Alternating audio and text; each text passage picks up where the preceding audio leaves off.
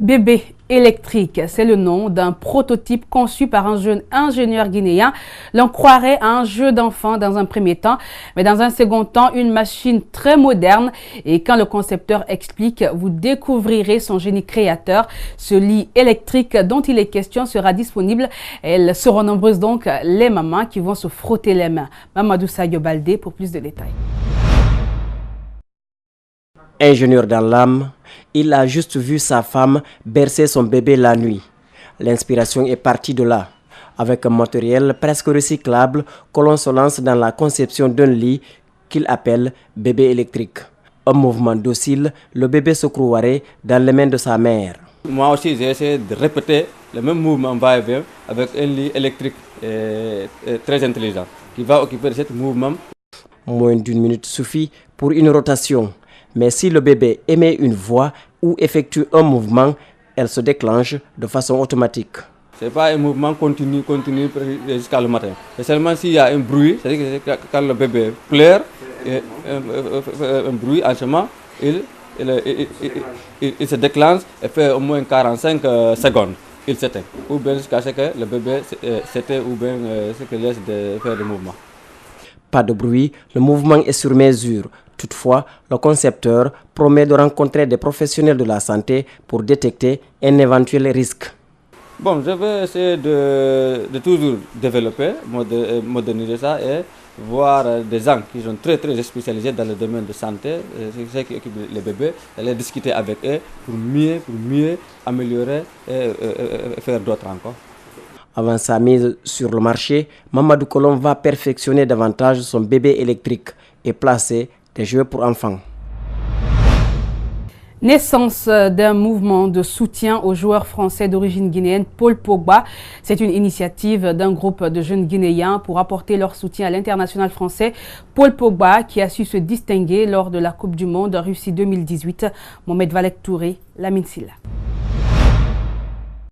C'est un mouvement initié par des jeunes Guinéens en vue d'apporter leur soutien au jeune joueur français d'origine guinéenne Paul Pogba. Un point de presse animé en présence de certains membres de la famille Pogba, tous venus témoigner leur solidarité en cette initiative. Paul Pogba est un footballeur exemplaire qui inscrit son nom à travers le monde entier. Alors, nous avons prévu la construction notamment d'un centre de formation de football parce que voilà des infrastructures qui nous manquent dans ce pays. Nous lui demanderons également, comme l'a dit Madame la DGA du CCFG, de soutenir certains jeunes, les initiatives de jeunesse dans notre pays. Le Guinéen ou la jeunesse que nous sommes, nous avons plein de projets, mais il n'est pas facile de concrétiser nos imaginations, nos conceptions. Paul Pogba, un jeune joueur français qui s'est distingué lors du mondial Russie 2018 avec un but à la finale contre la Croatie.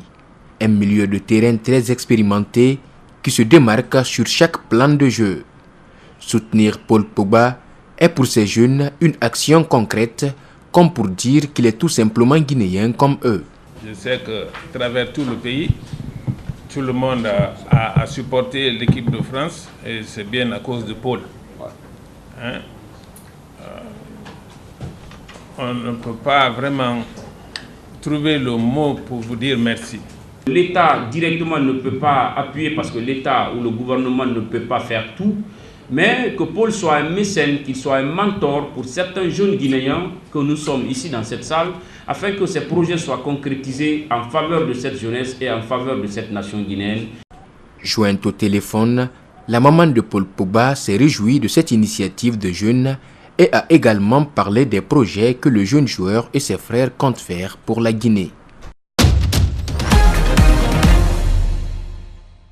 L'Élysée assure avoir pris la sanction la plus grave jamais prononcée contre un chargé de mission à l'encontre d'Alexandre Banala, collaborateur de Macron, responsable de sa sécurité durant la campagne présidentielle, qui a été suspendu de ses fonctions pendant 2 semaines, puis muté à des fonctions administratives à l'Élysée après avoir agressé un manifestant à Paris le 1er mai. Suivez cette réaction. Il a été mis à pied pendant 15 jours. Avec suspension de salaire. Il a été démis de ses fonctions en matière d'organisation de la sécurité des déplacements du président. Cette sanction vient punir un comportement inacceptable et lui a été notifiée comme un dernier avertissement avant licenciement. Cette sanction est la plus grave jamais prononcée contre un chargé de mission travaillant à l'Élysée. Je vous invite à suivre ce reportage de nos confrères de l'AFP, le zoo de Prague, qui dirige un programme de réintroduction des chevaux sauvages. Suivez. Ce cheval sauvage de Przewalski a voyagé plus de 6000 km pour retrouver sa terre d'origine. Partis de République tchèque, Anna, Eli, Spes et Yania sont les derniers à retourner en Mongolie depuis que le zoo de Prague a lancé son programme de réintroduction en 2011. Les avions de l'armée tchèque ont déjà effectué 8 vols et transporté ainsi 31 chevaux d'Europe en Mongolie. Au début du voyage, les 4 juments âgés entre 3 et 4 ans sont d'abord anesthésiées avant d'être embarquées dans des camions. Au bout d'un périple de 30 heures, elles retrouveront les steppes mongoles où leurs ancêtres étaient encore en voie d'extinction dans les années 60. Les billets d'avion sont cofinancés par des zoos à travers le monde et par l'armée tchèque.